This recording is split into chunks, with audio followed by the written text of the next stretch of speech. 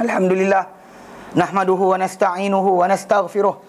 Wa na'udzu billahi min syururi anfusina wa min sayyiati a'malina. Man yahdihillahu fala mudhillalah wa man yudlilhu fala hadiyalah. Asyhadu an la ilaha illallah wa asyhadu anna Muhammadan abduhu wa rasuluh. Allahumma salli ala Muhammad wa ala ali Muhammad kama sallaita ala Ibrahim wa ala ali Ibrahim wa barik ala Muhammad wa ala ali Muhammad kama barakta ala Ibrahim wa ala ali Ibrahim fil alamin innaka Hamidum Majid. Rabbi shrah li sadri wa yassir li amri wahlul 'uqdatam min lisani yafqahu qawli, amma ba'd. Alhamdulillah, kita bersyukur kepada Allah kita dapat lagi bersama-sama untuk kita meneruskan kelas pengajian kita berkenaan dengan tata cara penerimaan ilmu dan penerimaan agama di Islam. Kemudian kita sampai hari itu kepada bahagian yang, bentuk ketiga daripada penambahan ataupun mengada-adakan usul yang baru dalam syariah. Kerana kita kata dalam usul orang-orang yang sesat ni ada tiga. Pertama, mereka mereka menolak nas-nas yang nyata dengan menolak nas nyata dan menentang nas-nas yang nyata dengan sebab tak menepati kehendak mereka.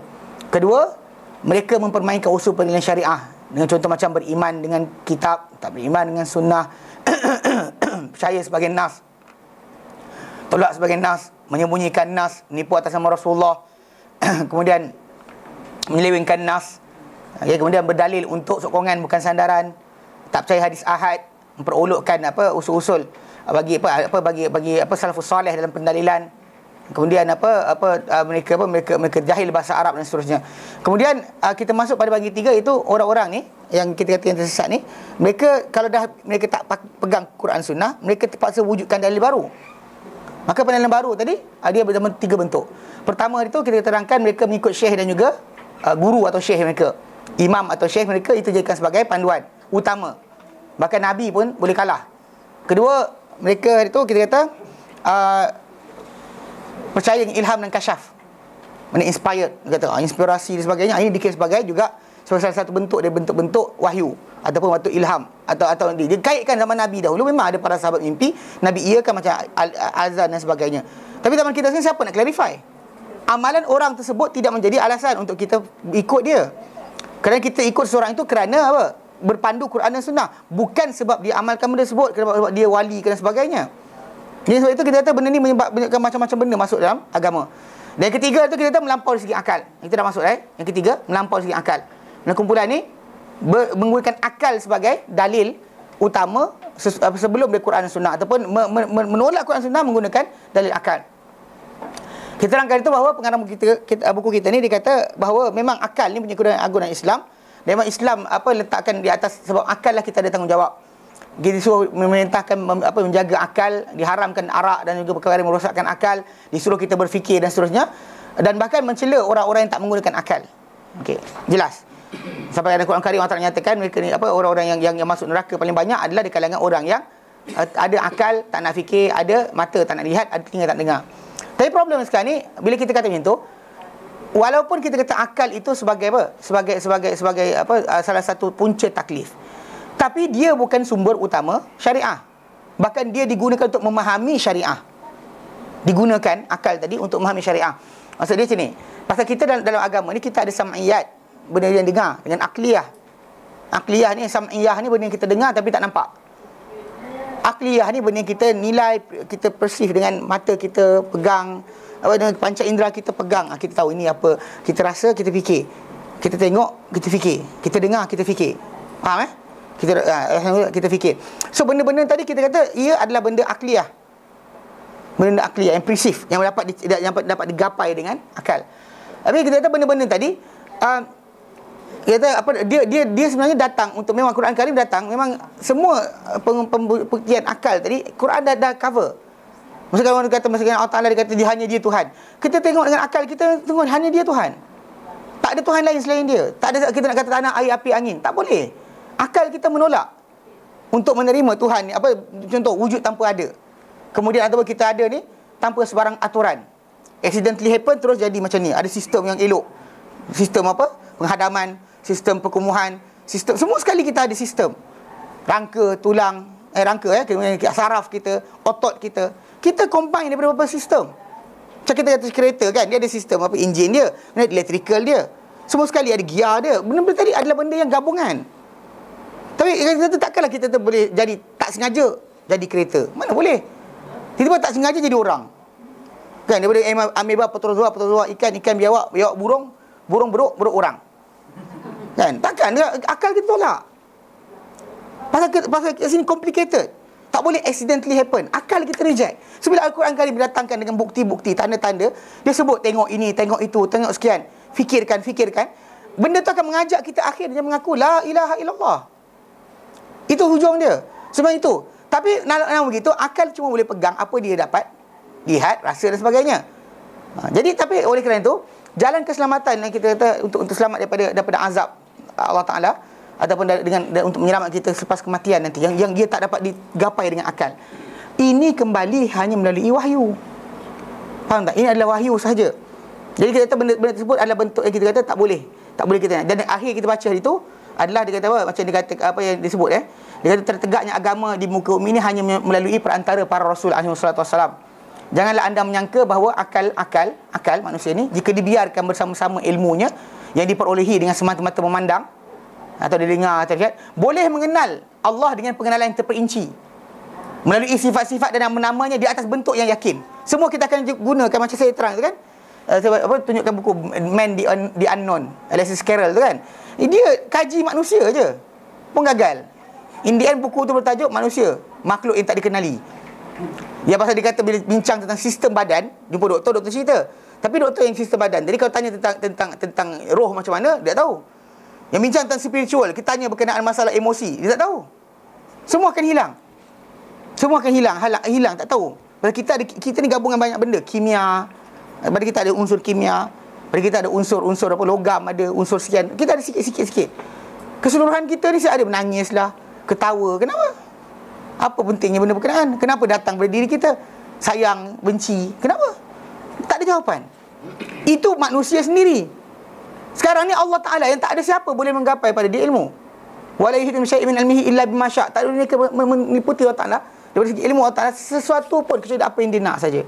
Dan dia memang bagi sikit saja. Sebab kena para sahabat Nabi SAW bertanya kepada Rasulullah SAW, dia kata apa? Hal nara rabbana yaumal qiyamah. Adakah kami akan lihat Tuhan kami pada hari kiamat nanti? Maksudnya beriman dengan ghaib semata-mata. Tak ada lihat. Tak ada Nabi ajar, hari ni kita akan belajar kenal Allah, pejam mata. Nampak kuning tu, itu dia tu. Apa bendanya? Kan? Tak, ini benda betul ni, benda berlaku dalam masyarakat kita. Pergi kejar Nur Muhammad, kejar sekian. Apa benda ni? Dia dekat belakang ni ada.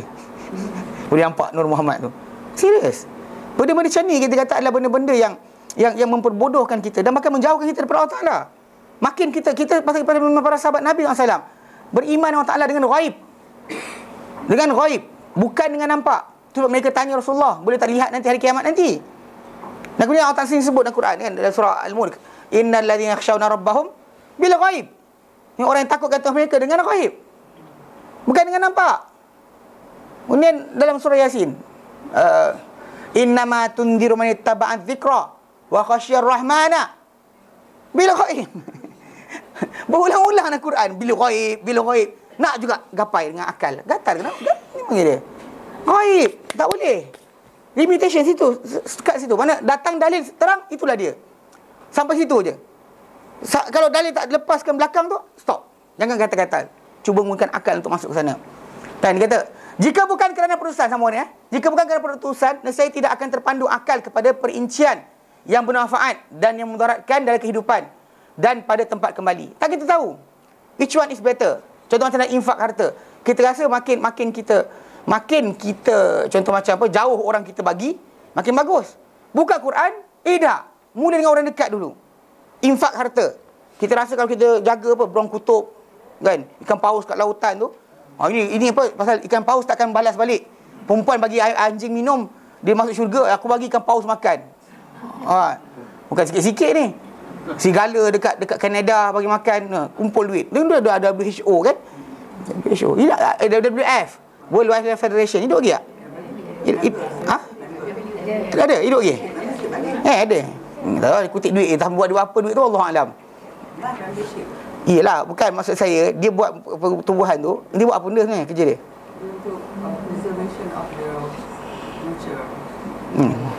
Wailah, manusia mati bunuh tak apa. Manusia mati kan. Kepala sting dia bunuh tak apa, tak ada hal. Wailah ibu bangang dulu ni. Bangang lah. Kan? Yang manusia mati tak apa. Yang binatang mati, oh habislah dunia kiamat. Ya. Ini tajuk dia kan. Masalahnya kita kata dia orang buat kan untuk preserve dunia dan sebagainya. Macam-macam benda buat. Nak jaga ini, jaga itu dan sebagainya. Tapi kita balik pada asal akal kita ni dia limited. Dia tak boleh melampau daripada batasan dia.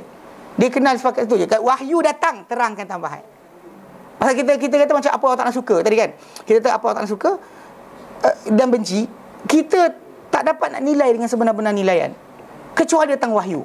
Macam bila ada para sahabat Nabi SAW, macam kisah Sa'ad bin Hisham bin Amir. Sa'ad bin Hisham bin Amir, dia ni tabi'in. Kita pernah sebut berkali-kali kisah ni dalam Sahih Muslim. Bila mana dia ni telah terfikirlah satu benda, dia nak pergi jihad lawan Rom. Dia ni hidup tabi'in, duduk dengan sahabat. Bapa dia sahabat Nabi. Dia ni tabi'in. Jadi satu hari dia pergi ke Madinah, dia nak jual harta dia, rumah dia, hartanah dia semua sekali untuk beli senjata, beli kenderaan jihad lawan Rom sampai mati. Kan? Kita kata benda ni noble. Dan bahkan lagi dahsyat itu, dia cerai kami ni dia siap-siap. So that bini tak perlu pening kepala, Allah biarlah laki aku balik ke tidak. Kan kahwin baru dah, alhamdulillah, tak ada kerja lain. Kan? Tapi kita kata dia buat macam tu, dia faham makin kita korban habis bagus. Okey, memang orang nampak bagus. Lelaki ni Sa'ad bin Hisham bin Amir, dia pergi ke Madinah, jumpa sahabat Nabi SAW. Dia waktu nak buat kerja tu, orang Madinah kata jangan buat. Dia nak jual kan? Kenapa nak buat? Aku nak beli senjata, beli kenderaan jihad sampai mati. Mereka kata jangan buat. Dulu sebelum kau, zaman Nabi hidup dulu ada 6 orang nak buat macam kau. 6 orang nak buat macam kau. Mereka jumpa Rasulullah SAW dan sebut perkara tersebut. Rasulullah kata apa pada mereka? Alaisalakum fiyya uswah. Alaisalakum, adakah tiada untuk kamu fiyya, pada diriku, uswah, sebarang tauladan. Maksud dia, kalau korang nak masuk syurga, bukan aku ke contoh korang. Kamu nak masuk syurga, bukan aku ke contoh korang. Itu maksud soalan dia. Jadi para sahabat 6 orang tu faham. Dan diorang terus rujuk bini dia. Sa'ad bin Hisham bin Amir dengar kisah 6 orang tadi. Dia cakap dengan orang ramai depan dia, persaksikanlah kalian semua, aku rujuk bini aku balik. Dia pun cari bini dia siap. Ni kerja dia. Tak faham tak? Dari si konteks akal, memang kita rasa macam, oh noble ni orang ni, sanggup, saya sayang sangat duit saya sayang sekian. Tak macam dia, Allah, bagusnya dia, eloknya dia lah, pengorbanan besar. Tiba-tiba Nabi kata apa? Alaisalakum fiyya uswah. Kita sibuk nak menolak untuk pada extent paling jauh, Nabi sekat. Nabi kata, tidak adakah untuk kamu pada diriku sebarang tauladan. Kalau kau nak masuk syurga, bukan aku contoh kamu. Ni bila zaman sekarang orang sebut tarikat kan. Tarikat, katakanlah tarikat tu jalan Nabi. Nabi tunjuk ke macam tu? Soalan dia. Pelatihan tersebut 70,000, 100,000, Nabi suruh? Tak. Tak nak makan daging, tak nak makan sekian, Nabi suruh? Tak. Boleh pusing-pusing putar-putar? Tak. Siapa kaitan dengan Nabi? Kejar syurga Allah Ta'ala, bukan jalan Nabi. Ada tulisan 3-4 hari ni. Kata kalau tarikat itu, tarikat yang benar adalah tarikat yang menepati Quran dan sunnah. Yang mana tak menepati Quran sunnah, itulah sesat. Soalan sekarang ni, yang dia buat ni menepati Quran sunnah ke? Itu soal kena tanya. Golek-golek kat lantai, guru tu tengok, ini bukan ni, dia syok sangat zikir, dia golek-golek, mana saya tahu? Dia kurniaan Tuhan. Ada macam tu pula. Kan? Para sahabat Nabi tegur orang yang bukan. Umar, orang yang sibuk puasa pada bulan Rejab, dia pukul di tangan orang tu sampai makan. Nak sekat orang-orang sebut daripada buat benda yang bukan. Ini guru tu yang mursyid. Tengok anak murid dia golek-golek, dia selamba duduk diam je. Cium mata nisan, dia diam. Ya astagfirullah. Nampak? Seriously, apa ni? Pasal Nabi kata, bukankah tidak adakah untuk kamu pada diriku sebarang tauladan. Pasal kalau aku ni, kamu nak masuk syurga, bukankah aku ni contoh kamu? Pasal ikut akal, makin orang tu buat macam tu makin bagus. Macam apa Abdullah bin Amr bin As, kan dia puasa tiap-tiap hari, khatam Quran tiap-tiap hari, bangun malam tiap-tiap malam. Dia buat semua benda-benda yang kita kata the goodness. Sampai kata nak katil. Saya tak tahu bini cerita, dia kata, orang tanya bini dia, macam mana suami kau? Bagus sangat, semayang tiap-tiap malam, puasa tiap-tiap hari. Ini gaya saya cakap. Dia cakap macam kita lah. Dia cakap bahasa Arab kan. Tak pernah naik atas katil, dia kata. cakap yang tu. Baik sangat. Tapi jika cakap macam tu, orang dengar, orang ngadu pada Rasulullah. Rasulullah dengar, Rasulullah kata, sama ada kau datang jumpa aku atau aku datang jumpa kau. Betul, dia tak datang, Nabi pergi rumah dia. Dia ni abid. Kalau ada sufi zaman sekarang ni kata dia ni sufi, Abdullah bin Amr al-As lebih sufi daripada dia. Pasal iman, amal ibadat dia tak siapa boleh lawan. Dahsyat tak dahsyatnya kan. Khatam Quran setiap hari. Bangun malam setiap malam, sepanjang malam tak tidur. Puasa setiap hari. Kalau kita ikut akal, bagus, elok. Inilah kebaikan sebenar. Kan devote diri pada Tuhan. Macam kisah Robert Adawiyah kan. Tak nak kahwin, cerita Tuhan. Orang kita pakai benda ni. Sedangkan sezaman dengan dia adalah ulama-ulama hadis yang menyampaikan agama Allah Ta'ala seperti Rasulullah SAW ajarkan. Yang ini disorokkan ke tepi. Naikkan figure. Oh, inilah tengok, tak mengaji agama pun tengok jadi wali. Kalau macam tu, buat benda wajib je. Jaga mak sudah.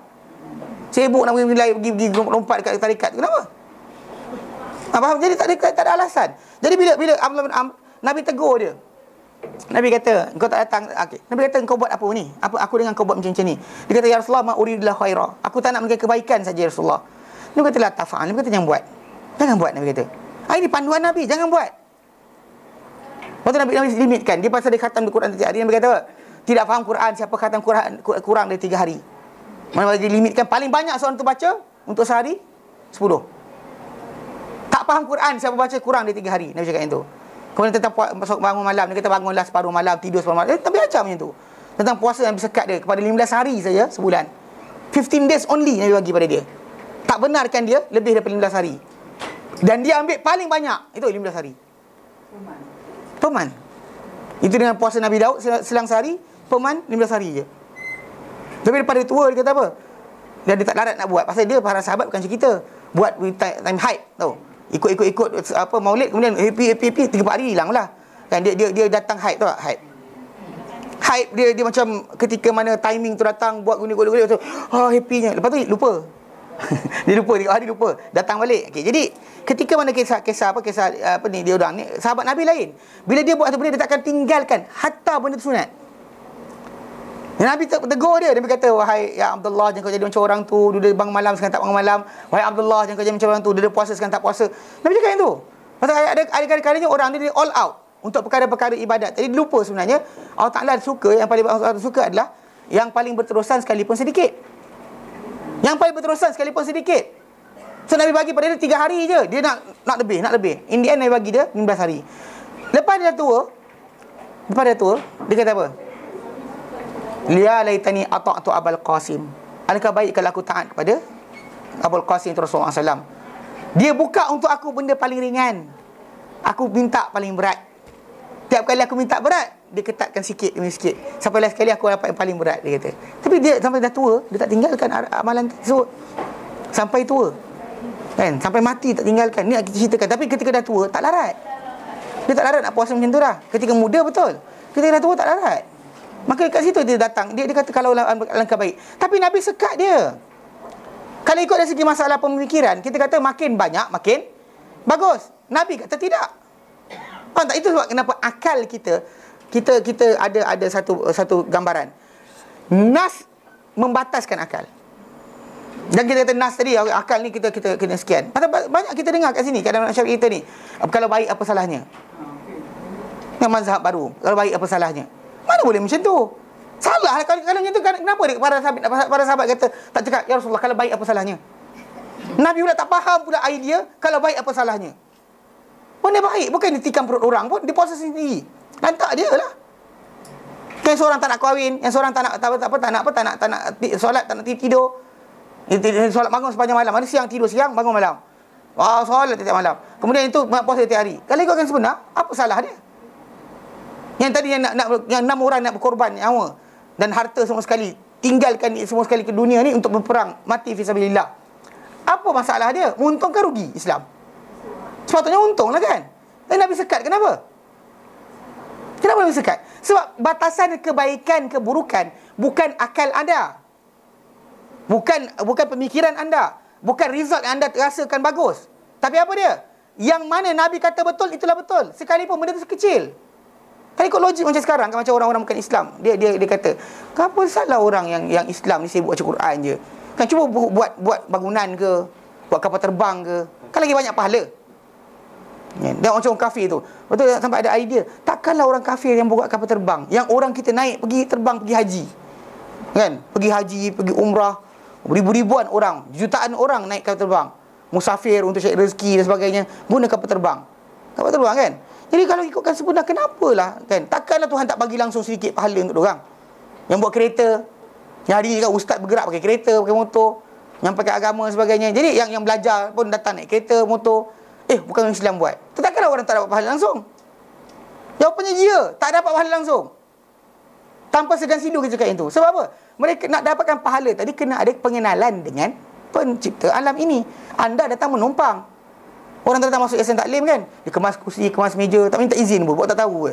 Lepas tu cukup bulan minta gaji. Faham tak idea dia? Kan kalau dia nak masuk kerja, kena tanya, saya nak kerja sini, boleh tak? Siapa owner? Siapa? Faham tak? Then only baru dia start gerak. Orang kerja dia ada. Katakan pekerja yang staff yang ada, kerja tak insignificant. Dia kata, buku pasal sepah ni, I kerja dengan library, I tahu macam ni. Ni sekian-sekian. Tepi, halau. Dia halau pekerja yang taklim. Jadi masalah lah. Pasal kalau end of the month, dia nak minta gaji, nak minta upah, mana dapat? Biarpun yang tadi, yang kita kata pekerja yang asal tadi, kerja tak berkesan langsung. Tapi beza dia apa? Dia ada connection dengan apa? Tuan punya tempat. Yang awak ni masuk, tak tanya siapa punya, tak minta izin, sesuka hati je buat benda nak. Dan sedangkan dia kata atas alasan kita lahir merdeka. Buat tu. Masuk rumah orang, kemas-kemas tu minta duit. Masuk rumah orang, buat kemas-kemas, lepas tu minta duit. Mana boleh macam tu? Saya merdeka, sekali saya nak menyapu kat mana? Menyapu sini boleh, di sana. Sini menyapu, saya sapu, bagilah duit. Tak boleh. Jadi upah tadi tak ada. Walaupun kebaikan dibuat dengan banyaknya, tapi apa?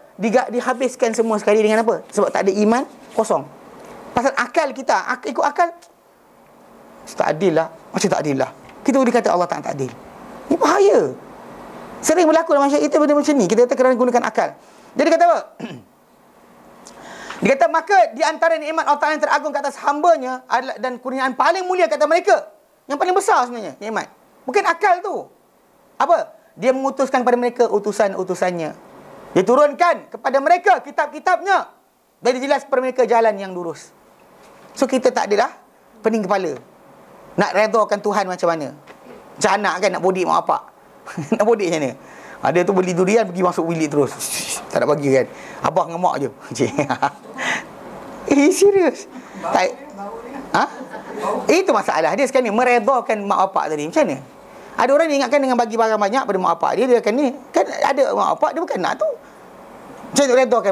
Katakan ada yang dah berumur sekarang yang depan saya. Katakanlah anak-anak ada. Anak-anak kan bagi duit bulan-bulan seribu, tapi tak jenguk muka pun. Mula-mula masukkan dalam akaun 1,000, 2,000, 1,000, 2,000 kan. Banyak anak bagi duit. Tapi apa? Jenguk tidak, tanya khabar tidak. Tak ada rasa apa, tak ada connection pun. Kod raya balik tahun sekali. Tu balik putus langsung. Tak tanya. Dia ketika itu kalau tanya balik kan, orang-orang yang tua tadi bukan nak duit. Nak makan banyak mana pun, makan semua kena separuh, nasi kena setengah. Dah doktor kata jangan makan. Makan setengah. Dia canai quarter je. Makan suku je. Benda. Kan? Tak boleh makan sekian. Gula tak boleh banyak ni. Habis limitkan benda tersebut. Sebenarnya saya perhatikan lah. Ni minta maaf kalau ni lah kan. Pasal kalau dia kata ada orang beramal dengan amalan tersebut, saya terangkan. Sebenarnya dalam idea zaman kita sekarang ni, kita anggap melimitkan makanan terus, tak makan langsung, benda tu akan menyelamatkan nyawa. Jawapan yang salah. Sebab banyak orang yang saya perhatikan sibuk jaga makan, lagi banyak sumbat dia punya arteri. Okey. Kenapa? Sebab badan kita ni, kita ada dua tau. Protein LHDL, HDL. Tahu kan? High density lipid protein. Dia kata budak ni cerita iya, tak bohong ni. Dia kata betul. Dia lipid protein, mana protein lemak kita yang kita dapat, kita dua sumber. Satu yang recycle punya, yang mana lemak kita lama bila kita puasa dibawa ke hati, dicairkan balik jadi glukos, dihantar ke seluruh badan dan dibina balik dengan recycle dia lah, bahan recycle. Macam kita pecah dinding ni, bawa bahan dia letak dinding kat sana. Kita pecah dinding sekian, buat jadi atap. Kita just tukar. Itu dipanggil lipid low density lipid protein. Mana protein lemak berketepuan rendah. Satu lagi, high density lipid protein. Mana protein lemak berketepuan tinggi. Yang ini hanya diperolehi daripada makanan yang segar, makanan yang baru makan, the new food yang awak makan. Itulah benda yang akan masuk pada anda. Dan dua benda ni beza. Low density ni bila dia lintas arteri darah, dia melekat, duk diam, dia bertimbun. High density dia langgar. Bahkan ada lemak duduk diam, dia kikis, dia akan tanggalkan benda tu. Faham tak? Maksudnya jangan tak makan langsung. Makanlah. Tak makan langsung, tak usah cuit langsung. Cuit nanti tergolek. Kadang-kadang cuit bukan ni. Takkanlah satu sudu kan. Satu titik jatuh dalam mulut tergolek-golek. Itu masalah psikologi sebenarnya. Bukan masalah kambing tu. Kau apa ni kau kambing? Allah, sakit jantung aku. Apa benda ni? Kan? Ya benar, logik lah sikit. Tapi ni bukan ni kan, kadang-kadang ada orang kata saya dramatik sangat kutuk orang. Tapi cerita salah. Pasal doktor-doktor di barat, dia nak jual ubat dia, tahu tak? Dia nak jual ubat dia. So bila ubat dia pasal ubat, dia nak suruh orang makan. So antara bendanya apa? Wujudkan suasana. Antara suasana dia tadi, anda boleh makan tapi jangan banyak. Makanlah. Tak makan langsung kambing, nanti tergolek. Mana ada? Lemak jangan makan. Nampak lemak tu buang, kikis. Astaghfirullahalazim kan. Nabi tak sibuk buang lemak, yang kau sibuk buang lemak. Kenapa? Perut kambing tu Nabi, para sahabat bakar untuk Nabi. Perut kambing tu purely lapisan di lemak dengan ni je. Perut kambing tu. Para sahabat makan, para sahabat bakar. Aku bakarkan untuk Nabi. Kita berwuduk hari tu. Aku bakarkan untuk Nabi SAW. Nanti kita baca. Aku bakarkan untuk Nabi SAW. Perut kambing, Nabi makan, kemudian Nabi pergi semayang tanpa wuduk. Orang nak suruh wuduk, Nabi kata, Nabi orang tegur Nabi. Tapi Nabi kata, apa masalah dia kan? Ada sebab kata Nabi hukum. Tapi anyway, perbuatan tadi makan je kan. Nabi makan. Keluar organ dalam tak boleh makan lah, apalah. Ngaruk je.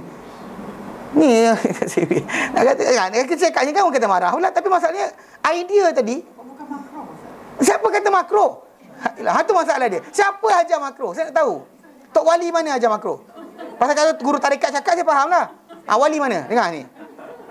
Nabi kata uhillas lana maitatan wa daman. Dihalalkan untuk kita dua bangkai dua darah. Alman maitatan, adapun dua bangkai itu fassamak wal jarad, maka dia adalah ikan dan juga belalang. Wa ammal maitatan, adapun dua bangkai yang dihalalkan untuk kita fal kabid wat tahal, maka dia adalah hati dan limpa. Seriously, Nabi cakap itu, dia darah. Memang hati itu konsep of darah. Purely darah. Tapi Nabi kata halal. Dan kita makruh kot. Tak sedap kot. Apa hal? Kau tak nak makan, diam-diamlah. Jangan mandai-mandai. Tak ada kaitan pun. Tak ada kaitan dengan Islam. Which one? Mana datang hadis dia? Saya dah baca. Kalau orang tu ada riwayat mana dia tunjukkan. Mari kita bincang. Tak ada pun hadis tu. Yang jangan makan ikan dengan susu lah, ikan dengan daging. Lagi bohong. Apa benda? Apa benda lah, apa? Ingat Nabi punya apa sahabat tangkap ikan kat sungai Pahang ke? Mana ada ikan dapat dengan kat mereka dengan mudah? Para sahabat bawa ikan ke paus pun yang Nabi makan, itu dah kering dah. Non kering kan? Tahu kan? Ya, nanti kita bincang kemudian, lain kali bincang. Tapi cerita dia pasal tak ada kaitan pun. Tak, pasal kadang-kadang limitation, pasal dia bukan tak boleh makan langsung. Misalnya, bukan tak boleh makan langsung, makanlah. Benda tu ada, makan. Tapi jangan kadar yang banyak tu je. Pasal badan anda perlukan kepada high density lipid protein untuk bersihkan saluran darah. Saluran darah kita yang sumbat tu dibersihkan asalnya memang Allah tak jadikan. Tu sebab kita ada makanan segar, makanan sekian. Allah tak bagi macam tu. So makan. Tak makan langsung. Jangan doktor kata separuh cawan je nasi. Jadi last sekali bila anda berlapar macam tu, badan anda akan apa? Bergantung sepenuhnya dalam pembinaan sel-sel baru kepada low density lipid protein. Faham tak? Lemak-lemak lama tu akan diambil, diproses di hati dan dihantar ke seluruh badan untuk menjadi apa? Untuk menjadi building block yang baru. Tu makin lembek. Macam aku kata, rasanya jaga makan dah. Apa hal? Faham tak? Tu biasa yang sumbat. Jadi mungkinlah orang yang miskin mati terus. Yang banyak sumbat, yang bypass orang kaya. Miskin tak ada bypass. Dia makan ubat. Yang ubat tadi. So ubat tadi sebenarnya. Yang idea dia ubat tersebut. Sebab dia kata jangan tak makan langsung, makanlah. Mana bukan yang maksud banyak salah. Anything banyak salah. Even masalah ibadat tadi pun Nabi limitkan. Jadi begitu untuk katakan pasal tak boleh macam tu. Dan kita tahu dekat sini kita ada akal, balik pada asal, akal kita ni limit terbatas. Dengan sebab itu nikmat paling besar yang beri pada kita adalah bukannya akal itu, tapi ada apa? Perutusan para rasul, turunkan kitab, ajar kita jalan yang lurus. Tak ada dah. Kita tak ada masa pening kepala dah. So kita nak redakan seseorang, tak tahu cara macam mana. Tak tahu nak redakan supaya dia sayang kita. Macam mana nak buat? Ada orang kita bagi duit dia suka. Ada orang kita bagi duit menyampah. Serius. Ada orang dia meredakan manusia tak sama cara. Ada orang kita puji dia happy. Ada orang kita puji dia tak suka. So sekarang ni untuk meredakan Allah Ta'ala kepada diri kita, datangnya siratul mustaqim, jalan lurus tadi, kita terus apa? Nampak. Dan kita tak ada pening kepala. Mana benda aku buat Tuhan sayang aku? Tak ada. Tak ada pening kepala. Tapi bila orang tak belajar, tak balik Al-Quran Sunnah, ada masalah lah. Dia turunkan ayat jika tidak kerana itu, jika tidak kerana 3 perkara tersebut, pasti mereka berada pada kedudukan haiwan ternakan dan binatang buas. Bahkan yang lebih teruk, keadaan lebih teruk lagi. Sesiapa yang menerima risalah Allah dan berterusan di atasnya, maka dia adalah sebaik-baik makhluk. Terima risalah Allah, kemudian apa? Kekal di atas risalah tadi, maka dia adalah sebaik-baik makhluk. Sesiapa yang menolak dan menentangnya, maka dia adalah sejahat-jahat makhluk. Lebih buruk kedudukan berbanding anjing, babi dan juga haiwan yang buas. Lagi teruk, betul lah. Pasal kalau dia kata diberikan dia wahyu, kemudian dia tolak, apa nilai dia? Rejection. Every time Nabi sebut, dia reject. Dia tolak. Sedangkan Al-Quran Karim Allah Ta'ala berikan janji buruk pada wa may yuhadidillah wa may yushaqiqillah wa rasulahu, yang menentang Allah dan juga Rasulnya. Penentangan tadi bukan berlaku dengan tajuk apa? Tajuk masalah apa buat banner kami tak suka Rasulullah. Tak terima arahan dia. Itu dikira sebagai penentangan. Belajar macam tu, simple je. Dengan sebab itu kita Islam ini mudah. Patuh Allah Ta'ala, patuh Rasul, cukup. Memadai untuk kita berkenaan. Dan kita sibuk cari yang lain. Okay. Kerana itu wahyu itu penting. Telah menyangka sesetengah yang tidak mempunyai pentahkikan, orang yang tak kaji dengan betul, bahawa ahli sunnah, bahawa keadaan ahli sunnah sebagai ahli asar, mana kedudukan ahli sunnah sebagai ahli asar ni adalah mereka meninggalkan akal dan mengecilkan kedudukannya. Ini ustaz ni jumud, beku. Nah, ustaz yang dia kata ustaz yang belajar hadis ni tak nak fikir mendalam. Kita ni ahli falsafah fikir mendalam. Itu jadi kes tu. Orang belajar ikut solat ikut cara Nabi, awak solat ikut cara tak tahu siapa. Kan, kita berzikir ingat Allah Ta'ala, awak zikir ikat guru. Bayangkan guru datang pakai guru. Apa benda ni? Ada apa dia panggil apa? Dia panggil tahu apa, dia panggil bentuk apa? Dia panggil rabitah. Rabitah. Apa benda? Mana datang Nabi ajar? Kira kan semua tarikat keseluruhannya bagi rabitah. Madad ya syekh, madad ya syekh, minta pada guru dia. Apa cerita? Tak sesat lagi. Boleh kata tak sesat lagi. Apa benda ni? Apa pasal kan? Tak gila ke? Dah orang tu buat macam tu dah. Minta pada guru. Mana minta pada Allah? Yang ni minta pada Nabi. Golek-golek kat kubur Nabi. Apa pasal? Pakai capan Nabi atas kepala. Takkan itu cara penyelamatan anda? Belajar hadis tak mau. Hafal Quran tak mau. Belajar tafsir tak mau. Yang mana belajar? Qasidah. Apa ni? Kadang-kadang dalam otoriti agama pun kena jagalah bab ni. Kita kata kita betul tak nak untuk menyinggung sesiapa, nak jaga hati, jangan sampai bermusuhan dengan orang lain. Tetapi itu Imam Ahmad kata, idza sakatal alimu taqiyatan, bila diam seorang yang alim kena berpura-pura, sedangkan manusia semua tak tahu, bila akan nyata kebenaran? Tu kita kata seorang yang alim dah tahu benda tu haram, tolaklah, cakaplah yang benar. Nak jaga hati siapa lagi? Datang dengan kisah ini, kisah itu, ini orang dikata, orang tu kata. Soalan sekarang ni, Nabi ajar ke? Nabi ajar. Oh, ini macam kitab fiqh. Fiqh tu memang kita tahu, para sahabat Nabi ada mufti di kalangan mereka yang menjadi tempat rujukan fatwa. Tafsir pun ada para sahabat Nabi menjadi rujukan dia. Sebut. Sufism, sahabat Nabi menjadi rujukan. Sebut. Tak ada pula. Sebut berkenaan ilmu tafsir, jumpa sahabat ni. Berkenaan ilmu hafal Quran ni. Berkenaan dengan fiqh mawaris ni, ada sahabat-sahabat Nabi terlibat. Kita boleh rujuk, ini dia. Yang ini tak ada macam Umar kata tasawuflah jalanku, siapa tak bertarikat bukan ikut Nabi. Tak ada pun pula. Para sahabat tak ajar, kita datang mana? Dan orang yang mengamalkan tarikat ni, dia punya kedudukan jauh. Mana orang yang mula-mula dinamakan dengan yang mewujudkan tarikat ni, seorang sufi daripada Iran. Nama dia Ahmad Muhammad Nama dia jap.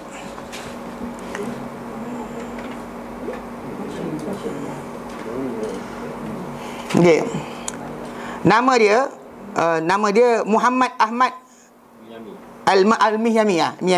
Mihyam. Muhammad Ahmad Muyahmi ke Mayhami kot. Muyahmi yang mati pada tahun 430 Hijrah. Dia mati 430. Sezaman Imam Syafi'i? Tak. Kawan sahabat? Tak. Anak murid sahabat? Tidak. Kan? Iran, daripada Iran. Dia digelar dengan Abu Sa'id. Dia yang mula-mula mewujudkan kat negeri dia. Dahulu sistem Darwish, yang sistem orang yang datang pakai baju hijau sekian sebagainya, tak ni, yang golek-golek, guling-guling, nari. Dia kumpulan ni. Dia yang wujudkan. Kemudian dia juga meletakkan warisan tarekat ni mengikut aturan. Mana lepas guru ni orang ni, lepas orang ni orang ni. Maka kita kata benda tak perlukan pun. Kau beramal kepada Allah Taala, kenapa perlu nak kena ada orang yang menjaga-jaga macam tu? Kemudian selain itu dia kata dan bahkan dia ni lebih awal daripada Abdul Karim Al-Kushairi, pengarang kisah Risalah Kushairiyah yang menyerujukan masalah masalah tasawuf ni. Banyak orang buka buku Risalah Kushairiyah yang mati pada tahun 465. Dia kata jadi dia ni yang mula-mula sekali 494, dia kata 430. Dia lahir pada tahun 376. 357. So apa kaitan dia dengan sahabat Nabi? Apa kaitan dengan Imam Bukhari? Ini kita apa kaitan mereka ni dengan Rasulullah SAW? Tiba-tiba dia datang wujudkan satu kumpulan, kita kena ikut pula dan mengiktiraf kumpulan ni. Tapi kenapa? Kenapa kita kena iktiraf? Pasal lepas daripada tu kan, lepas daripada dia buat benda tu, dia kata apa? Dikatakan bahawa dia ni telah berhubung dengan Abdul Rahman As-Salmi, itu pengarang kitab Tabaqat Sufiyah, dan mengambil daripada dia khirqah ula, mana ikatan apa? Dia dorang perca kain tau. Kononnya daripada Nabi ikat pada Abu Bakar, pada Ali ke? Tak ada pun. Ikat pada Ali ikat pada orang sekian. Turun-temurunlah ikatan kain tu. Dia kata konon dia ambil yang pertama sekali, dia ambil daripada Abdul Rahman As-Salmi. Dan dia berhubung juga dengan Abdul Abbas Al-Qassab. Dia ambil daripada yang kedua. Dan dia berhubung juga, dia kata, dan tersebar pada dua kurun berkenaan, yang kelima dan keenam. Kurun kelima, kurun keenam. Mana 400 masih Hijrah, 500 Hijrah. Dia kata apa? Sistem tarekat Sufi, dan berpindah daripada Iran ke apa? Ke timur tanah Arab yang lain, kawasan-kawasan tanah Arab yang lain. Lalu dia kata apa?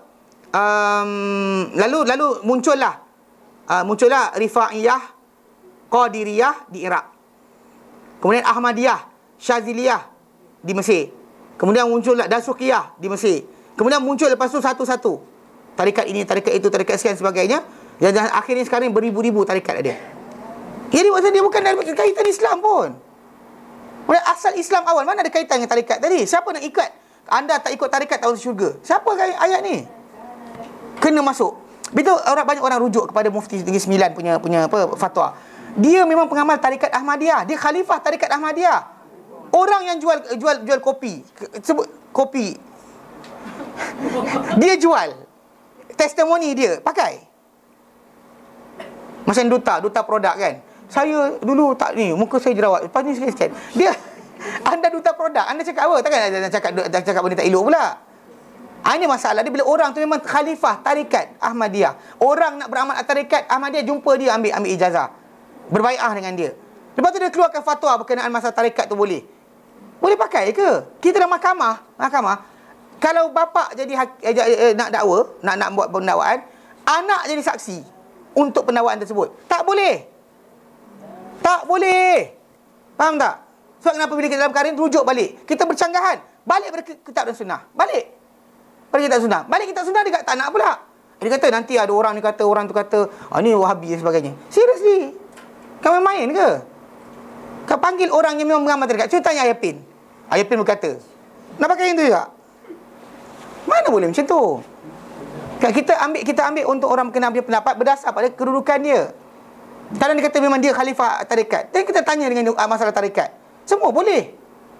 Jumpa orang yang beramal tarekat Naqsyabandi, dan memang dia khalifah tarekat Naqsyabandi, dia keluarkan fatwa kata zikir menari boleh. Semua orang akan keluarkan pendapat ikut apa yang dia ni. Ia bukan ustaz kerana benda dia buat, dia bersegan, dia cakap.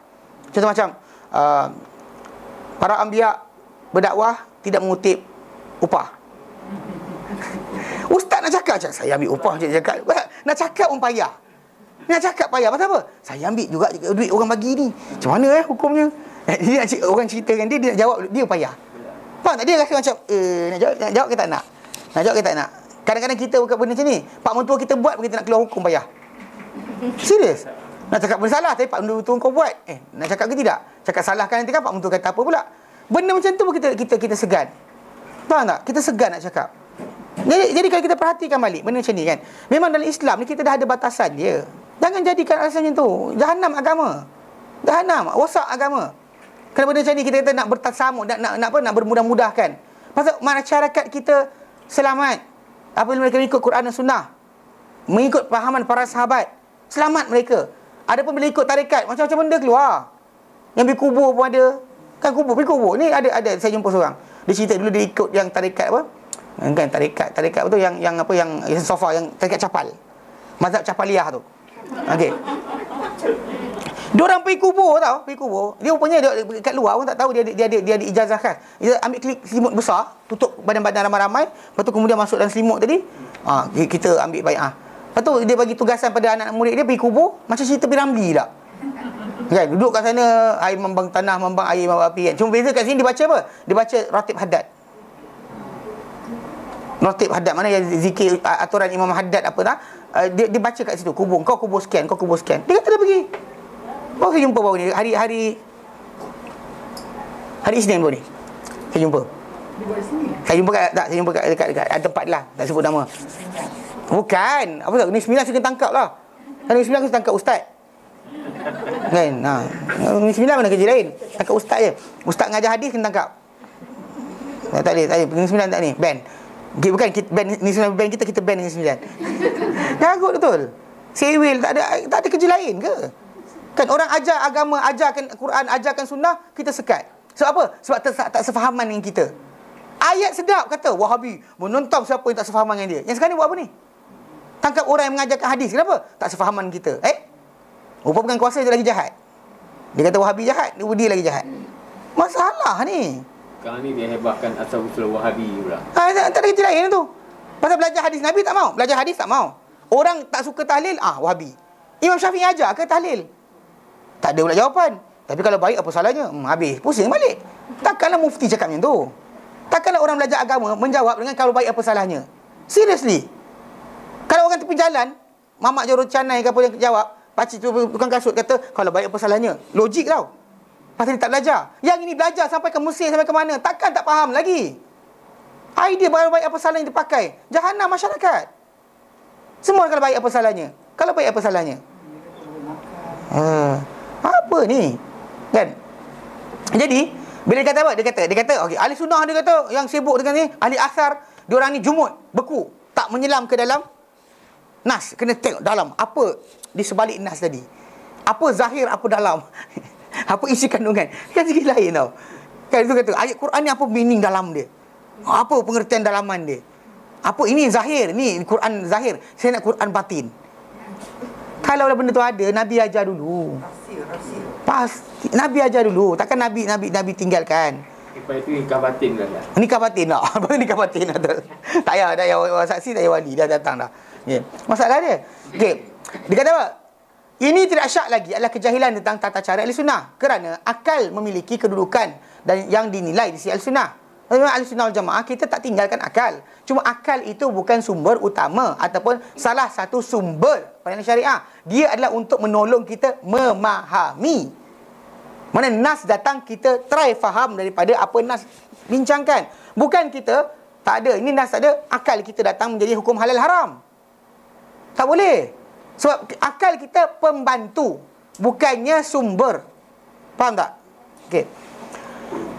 Kerana ini mereka menyabitkan pengelokan, kumpulan yang kita kata yang sesat ni, dia kata dia sabitkan elok dan elokkan pemburukan akal. Maksud dia elok macam tu, macam elok, akal kata elok, akal kata buruk, betul. Macam mana akal kata buruk? Tu betul lah tu akal. Bila macam ni, bila kita kata baik atau buruk, kan saya kata dia baik atau buruk, mana yang bagus mana tak bagus tadi. Kalau ikut akal kan, makin banyak ibadat makin elok. Akal kata. Nas hadis Nabi tolak. Diorang akan tengok mana akal kata bagus, itu bagus. Mana akal kata buruk, itu buruk. Itu cara dia. Sebagaimana mereka menjadikan banyak dari sifat-sifat ketuhanan disabitkan dengan akal. Kata dia Allah di mana-mana. Nas kata tak. Apa? Akal kata. Kalau Allah Ta'ala di masa dan tempat, dia makhluk. Kalau dia bertempat, dia makhluk. Itu ayat mulut kita. Bila para sahabat Nabi SAW kata, kami akan lihat Tuhan kami kepada kiamat. Ya, tunggu sana lah. Yang sibuk bincang buat apa? Bahkan dia dalam kali ini menipu atas Rasulullah, bersepah-sepah. Kadang-kadang nak menolak hadis pun ada. Macam pasal dia suka buat tahlil daripada sedekah pahala, dia dhaifkan hadis Sahih Muslim. Atas alasan kenapa? Hadis ini dhaif. Sebab datangkan idea. Ini pelik tau. Mana sokong perangai dia akan beri datangkan. Mana yang tak sokong perangai dia tolak. Ini perangai dia. Jadi akal dia tadi menjadi sabit untuk benda. Dan bahkan sifat-sifat Allah disabitkan dengan akal. Begitu juga sebahagian perkara-perkara gaib seperti kebangkitan. Kebangkitan semula dia membincangkan. Pembalasan dan kenabian. Balasan hukum hakam dan balasan dosa pahala dan kenabian pun cuba dipikir yang akal. Itu sebab kita jumpa kumpulan ESQ sebagainya, cuba cari apa? Iman. Dia cari God spot dia tu. Dalam kepala kita ada God spot. Titik Tuhan. Siapa jumpa titik Tuhan tadi akan terbukalah segala-galanya untuk dia. Dia kadang zaman kita sekarang ni, dia ni kumpulan setakat ESQ ni kumpulan human resource training je. Motivasi je. Tak ada kaitan dengan agama pun. Tapi dia nak kaitkan dengan agama sebab nak untung kat situ. Jadi kat situ kita kata macam style yang ada separuh tu tak kait dengan agama lah. Yang cium duit. Orang ada gambar. Dapat. Cium duit. Bukan duit. Lepas tu besoknya testimoni. Saya telah dapat 3,000 dalam akaun saya. Alhamdulillah, tiba-tiba datang. Astagfirullahalazim kan. Terima kasih doktor bla bla bla, nama tak ingat. Kan? Apa benda ni? Yang tu lah. Maksud dia kononnya pasal dia orang kaitkan. Pasal bagi mereka ni apa? Kenabian itu, wahyu itu benda yang boleh cari. Macam mana kita nak jadikan hati kita macam hati Nabi? Itu yang doa tu. Nawwir qulubana ya Allah ka qalbi rasulika ya Allah, seperti hati Rasulmu ya Allah. Macam seriously. Mana boleh hati kita jadi hati macam hati Nabi? Hati Abu Bakar pun tak sampai. Seriously. Nak jadi hati Nabi pula. Lepas dia nakkan hati Nabi sebab apa? Ilmu, ilham, nur. Saya nampak, saya kasyaf. Itu je kerja dia, tak kerja lain. Ini masalah dia. Pasal kenabian, benda tadi bukan dengan akal. Pasal Allah Ta'ala pilih. Nabi itu dipilih, bukan atas effort dia buat. Bukan kerana usaha dia buat, maka jadi Nabi. Tak ada Nabi jadi Nabi kerana usaha. Semua datang pada Nabi tadi kerana pilihan Allah Ta'ala. Allah Ta'ala utuskan mereka, lahirkan mereka, sediakan suasana kehidupan mereka, ilham kepada mereka daripada segi bukan sebab mereka cari. Bukan mereka cari, maka dia jadi Nabi. Tak ada. Tak siapa jadi Nabi kerana pencarian. Jadi orang ni cari. Dia kata Ibrahim cari Tuhan. Padahal pada ketika itu Ibrahim AS, dia sedang apa? Bagi kaum dia fikir. Dia cakap ini ikut Tuhan aku. Padahal sekali kan dia kata kaum dia, inni bari'un mimma tusyrikuna billah. Maksud dia, ujung dia cakap kaum dia. Sebab tahu dia nak suruh kaum tengok, dengar kata-kata dia. Maka itu antara kata-kata yang dikatakan oleh dia sebagai pembohongan. Yang dia kata aku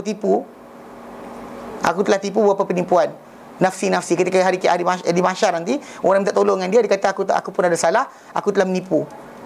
Penipuan tadi benda tu kita kata untuk trik bagi kaum dia faham. Macam ketika dia kata berhala yang besar yang pecahkan. Tanyalah.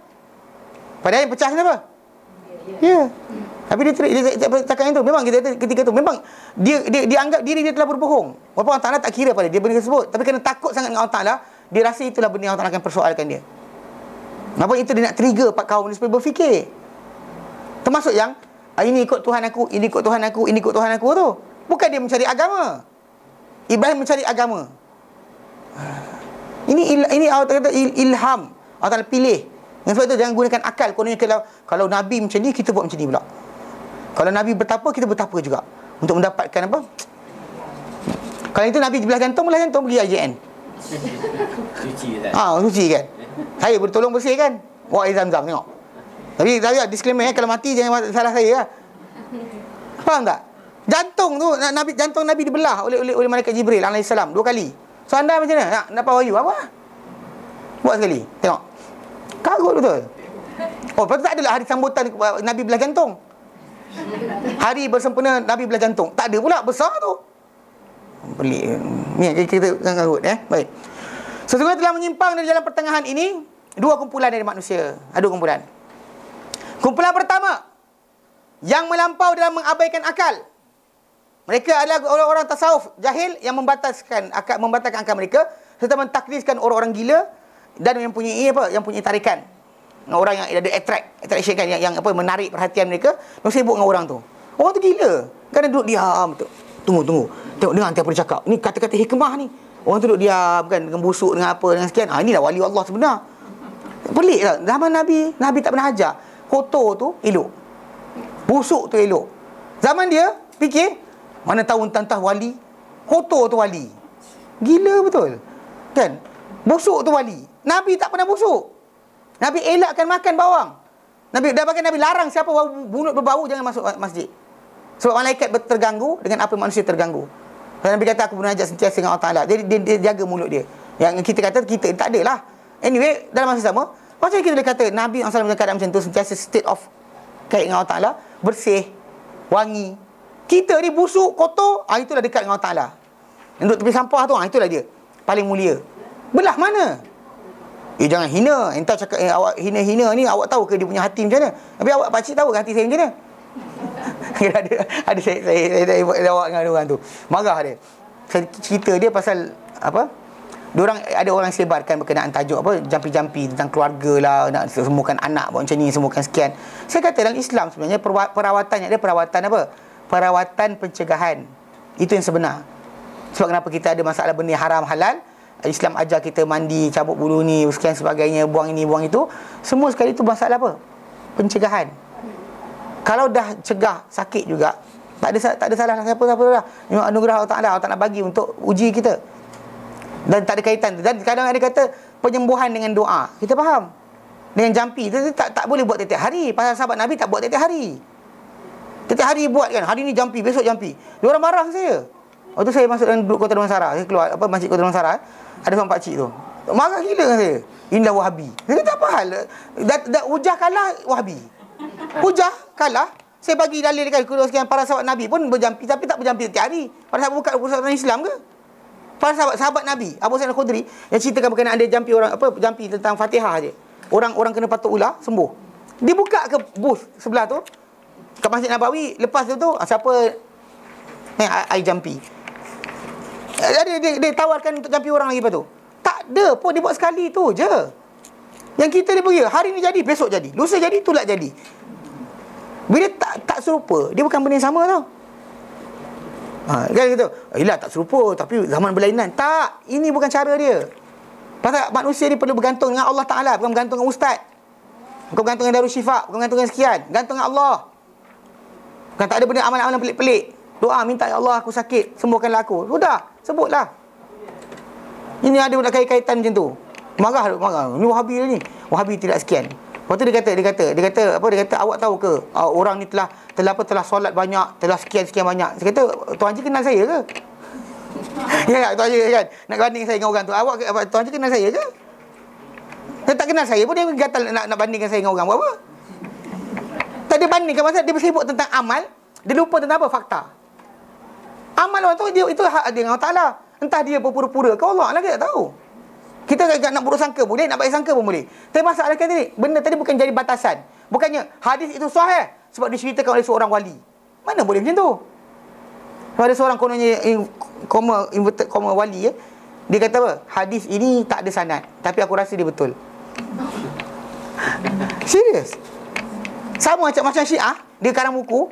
Ini orang Syiah kan. Dekat buku kita kat karangan Kutub Ahlussunnah, di awal kitab diletakkan rujukan aku Bukhari, Muslim, bukan Syiah disebutlah. Kemudian rujukan Islam, rujukan Ahlussunnah, Bukhari, Muslim, Tirmizi, Nasa'i, kitab ni. Lepas tu hujung tu dia tulis, aku tak pernah membaca kitab-kitab ini semua, tapi aku rasa apa aku cakap ni ada dalam kitab mereka. Sebiji wali yang mengaku wali ni dengan Syiah. Sebiji. Tak ada beza. Aku tak pernah baca, tapi aku rasa ada. Hadis ni tak ada sanad, tapi rasanya betul. Nampak tak jahanamnya agama kita? Habis semua orang. Lepas tu wali pula ikut zaman. Kan? Kalau Taman Tun ada wali, Sungai Pecala ada wali, Kota Damansara ada wali, Kota Damansara ada wali, dekat Sungai Buloh ada wali. Jenuh tu. Awak ikut wali mana? Oh, saya wali Taman Tun. Oh, patutlah pakai baju elok ni. Awak wali mana? Saya wali Sungai Buloh. Oh, Sungai Buloh patutlah selekeh. Apa ni? Kan Takut betul lah la syarikalah. Wali Yusuf. Kan? Kan? Masa tak? Awak ikut wali mana? Semua ikut wali dia apa? Wali mana? Yang ni golek-golek ni apa? Ni wali lain. Yang tu gini-gini ni, ni wali lain. Yang gini-gini, ini wali lain pula. Astagfirullahaladzim. Faham tak? Makan Islam tak macam tu. Islam satu benda je. Sampai amalan-amalan tadi bukan kaitan dengan tu. Pasal diorang sibuk benda tu benar sebab wali. Mana boleh macam tu? Pasal dia kata ni, kumpulan pertama akal. Nampak dah orang tu Nabi sebut macam ni, dia buat macam ni, jelas dah. Tak ada kaitan pun dengan ajaran Nabi. Macam kalau di Hadramaut kan, dalam kubur-kubur diorang tu diorang letakkan putihkan dengan kapur dan sebagainya. Nabi larang sapu kapur pada kubur. Larang tinggikan bangunan kubur. Dia buat opposite Nabi cakap, tapi orang masih lagi duduk. Tapi dia wali. Betul lah dia buat benda Nabi tak ajar. Tapi dia wali. Takkanlah dia tak tahu. Dia kan wali. Tapi hadis Nabi ni, hadis Nabi tu hadis, tapi wali. Ni wali ni. Jangan lawan. Langgar Nabi tak apa. Nabi penyarahan langgar je, tak apa. Jangan langgar wali punya kata-kata. Binasalah anda. Tulahlah nanti. Habislah hilang anak harta dan sebagainya. Gila betul. Apa ni? Sampai peringkat manakah kita manusia ni menjadi macam tu sekali? Tak ada nilai langsung. Nilai agama tu hilang. Akal. Pasal dia duduk, betul saya kata, duduk dengan orang gila untuk belajar agama. Kenapa? Dia ni wali. Yang saya cerita, ada orang cerita dengan saya. Dia pergi jumpa Tok Guru dia. Tok Guru dia apa? Nak high, nak mula bercakap tentang ketuhanan ni, kena minum Carlsberg dulu. So anak muda akan beli 3 tin Carlsberg. Iya, Carlsberg betul arak tu. Tak usah alkoholik Carlsberg, tak ada bincang-bincang non alkoholik ni. Main Carlsberg arak sungguh. Lepas tu dia gogok. Lepas gogok dia high. Lepas tu dia bercakap popek kan. Ikhlas lah, apalah, syirik lah, bla bla bla bla bla. Tak belajar. Cakap pasal arak sepatah haram, tak tahu. Kan? Tapi wali. Cakap fakta lah. Tak ada fakta lah. Buka dalam internet ada seorang tu. Ilmu kita adalah Quran Sunnah. Lepas tu dia cakap itu je. Lepas tu tak ada Quran, tak ada Sunnah. Start awal je. Ma'rifatullah kita ni adalah dari Quran Sunnah. Lepas tu buka tak ada Quran Sunnah. Daripada ujung. Saya kadang buang masa tengok. 2 jam dengar. Ada seorang tu yang ada abang ipar saya lah. Gatal. Lili kau tengok cerita ni. Lili mesti dengar. Dia nak suruh saya tengok dengar. Saya menyampah nak dengar benda ni. Pasal kadang-kadang kita geram tau. Pasal tak boleh cekik orang tu. Dia dalam kan? Dia dalam tu je. Kita tengok muka dia. Geram. Ada seorang tu apa Sa'ri Yusof. Dah alhamdulillah dia telah isytiharkan sesat Raja Hakim. Kan? Tapi lama nak lepas. Dia pandai. Dia pergi tangkap gambar. Bagi buku dia pada Sultan. Bagi pada menteri. PM. Bagi TPM. Datang tu lintas nak bagi buku. So tangkap gambar. Cik. Sampaikan apa? Orang-orang Jabatan Kemisdanan tangkap ketar. Takut. Nak tangkap tak boleh. Tapi dia banyak. Aku terpahan korang kan. Takutlah Allah. Jaga agama. Takut Allah, takut manusia. Gila betul. Nak cuit ni. Pasal kes apa? Gambar. Dia gambar dengan PM. Dengan TPM. Dengan ketua polis negara. Dengan sekian. Dia bagi buku dia. Lepas tu tangkap gambar. Lepas tu post dalam website dia. Ada saya buka tunjuk. Ya. Dia hebat kat Kemingoh tak? Dia lari ke sana pula. Ke sana dia lain sikit. Jadi dia tangkap Kat Raub tangkap. Mana boleh? Masalahnya kalau tangkap dia kena tangkap semua yang pakai serban bersama. Kalau tangkap dia kena tangkap orang lain juga. Masalahnya tak boleh. Kalau tangkap dia kena tangkap orang lain juga. Ni. Yang kemudian ni dia tak ada gambar Tok Kenali kat buku dia. Pengunjung nyawa lah bla bla bla bla bla bla. Tapi yang best kan? Ada bawah sikit. Ada gambar dia bagi buku. Ni nak gambar kiri kanan ni. Dia bagi pada Tun Mahathir buku dia. Dia bagi pada Tan Sri Muhammad Nur Yaakob. Tan Sri Talib Osman. Benda apa ada Talib Osman. Kemudian bekas penduduknya Norin Mai ni tadi. Lepas tu bagi pada Datuk Seri Rosman Mansor, bagi pada Mukris Mahathir, bagi pada Sultan Johor, bagi pada Sultan Pahang, Tengku Mahkota Pahang, bagi pada Sultan Azlah almarhum, bagi pada Nazrin, bagi gambar ni betul tu. Tengok gambar tu ketak. Jabatan Islam tangkap tak nak. Tak tangkap walaupun dah keluar dah. Dah keluar dah. Dia boleh duduk jalan lagi. Kalau tak ada dia boleh lepak-lepak kat Ceras. Dia kata Abang Datuk Hussein on sekejap. Ada buat seminar. Pergi Batang Kali dia buat seminar. Saya belajar sesat kena tangkap. Masalah tak kena tangkap pun. Kita tangkap gambar macam tu. Jangan sesat ada bijak. Ada bijak sikit. Ada yang bangang sikit. Yang bangang buat sendiri. Yang bijak ni macam ni. Dia bukan polis lah. Bukan polis Yang ambil diploma bahasa Inggeris kat ITM. Oh, ya ke? Nampak tu? Usah ni. Kemudian apa ni? Pengarah JAKIM boleh bagi buku dia. Nampak tak? Itu ni Aziz almarhum.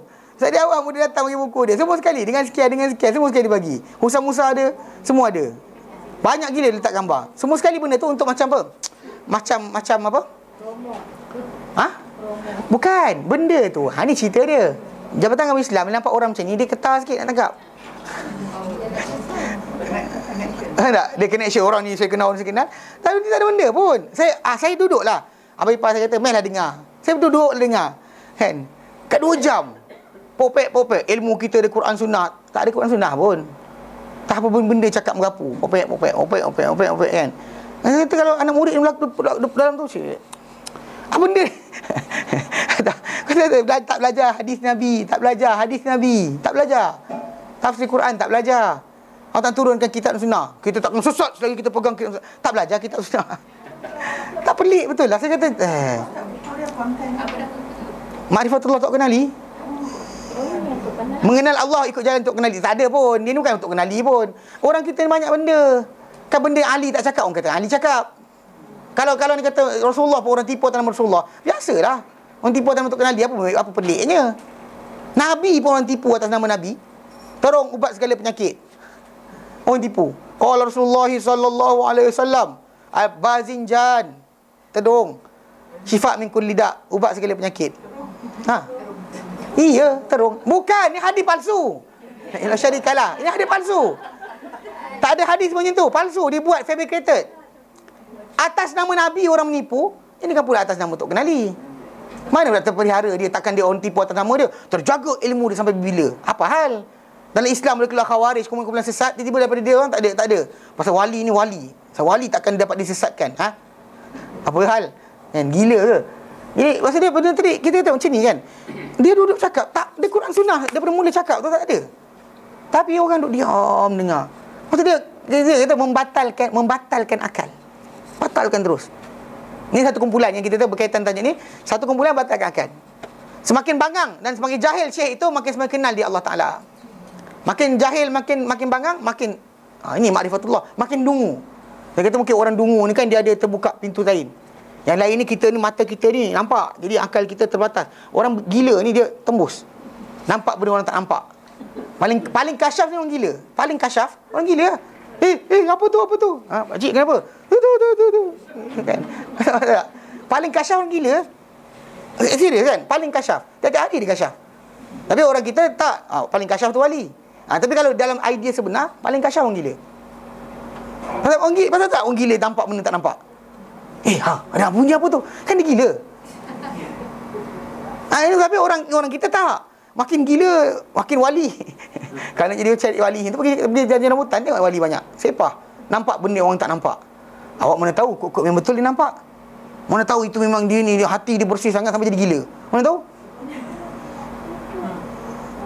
Bersih sangat hati sampai gila. Sahabat Nabi tak ada gila.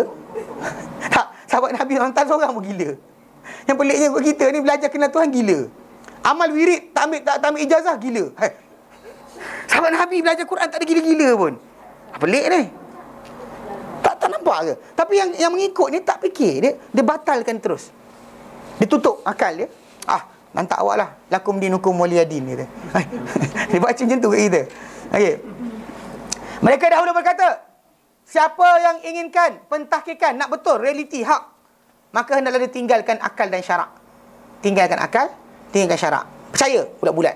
Jangan tanya. Ni biasa soalan kalau belajar tempat-tempat yang sufi ni, jangan tanya tok guru buat apa. Asal tu? Jangan tanya. Kita ingatkan orang tua-tua kita sebut hantu dalam hutan, jangan tegur. Yang ini pun sama juga, jangan tegur.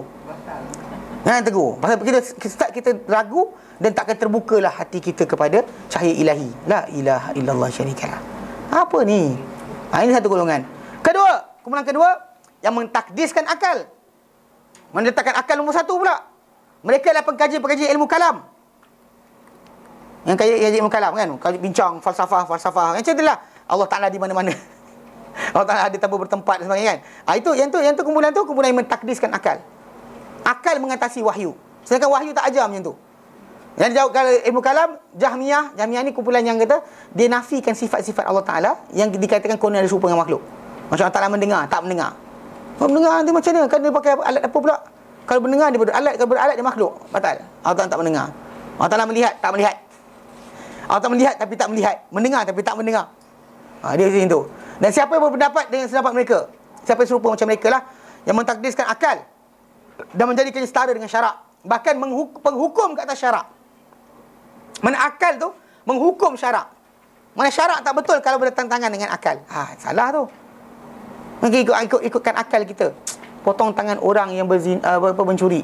Kan kita kata, kejamnya, kasarnya, sekian, maafkan jelas sebagainya. Allah Ta'ala tak tahu ke bila turunkan benda ni? Allah Ta'ala tak tahu apa hukum.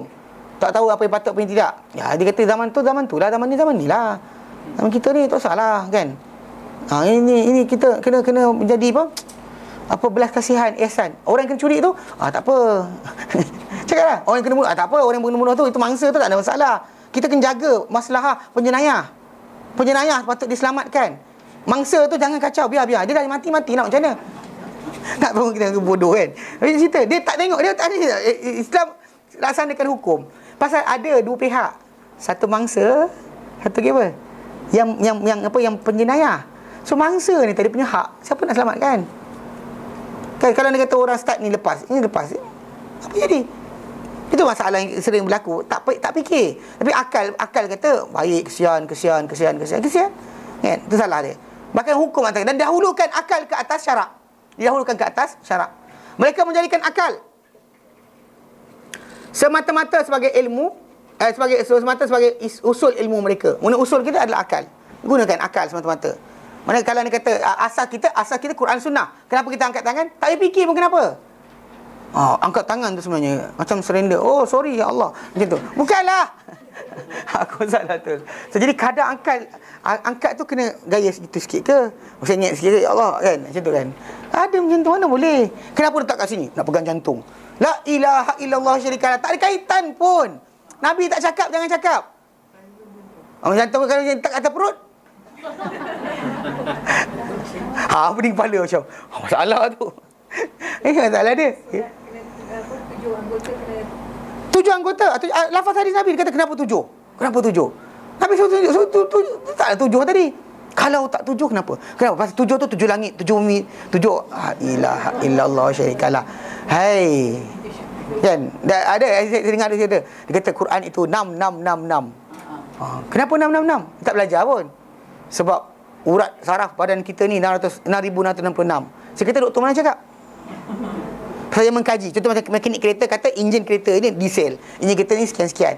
Dia cakap, dia mekanik, dia cakap kita percayalah. Sekarang ni orang tak faham Quran. Kata Quran tu 6666. Fine. Lepas tu dia ambil penyaksian kata apa? Dari segi bidang perubatan. Urat saraf badan kita ada 6666. Saya kata doktor mana bilang? Doktor mana yang duk count satu. Seriously kalau dia kata ikut kita doktor, dia kira tau. Per square inch berapa bulu roma kita ada, kita belajar tau. Rambut kita berapa per square inch. Dia kaji tu betul kalikan dengan keseluruhan. Tahu tak fluid badan kita macam mana, air banyak mana, kalsium banyak mana. Dia bilang tau. Doktor kaji, pasal nak tahu betul ke kita ni daripada beruk. Jadi dia kaji. Jadi sekarang soalan nak tanya kan? Nak tanya soalan, kalau dia kata yang tu, doktor mana cakap? Sekejap. Betul dia kata, Quran ni 6666. Ke? Dia kata, kenapa? Sebab tengok rukun iman 6 perkara. Apa kaitan ni? Rukun iman 6 perkara, maka Quran 666. Faham tak? Saya kata mana datang kaitan dia? Bila kita sebut 6236, 6236 bilangan Al-Quran, ikut yang kita baca sekarang ni, ikut riwayat yang Hafs 6236. Para ulama bercanggah pendapat berkenaan dengan 6200 lebih. Ada kata 6240, ada kata 6235 berdasar pada wakaf. Tapi 6200 lebih saja. Tak sampai 6500, tak sampai 666. 62 lebih. Diorang bercanggahan. Ikut semua riwayat perawi-perawi ataupun penghafal-penghafal Quran. Tak ada datang 6666. 666 ni orang Malaysia. Saya ingat ada kawan saya belajar kat Jordan, dia kata 6666 ni adalah orang Malaysia. Disebutlah pendapat pertama, orang Kufah kata 6236. Orang ni kata sekian-sekian. Orang Malaysia kata 6666. Pensyarah apa?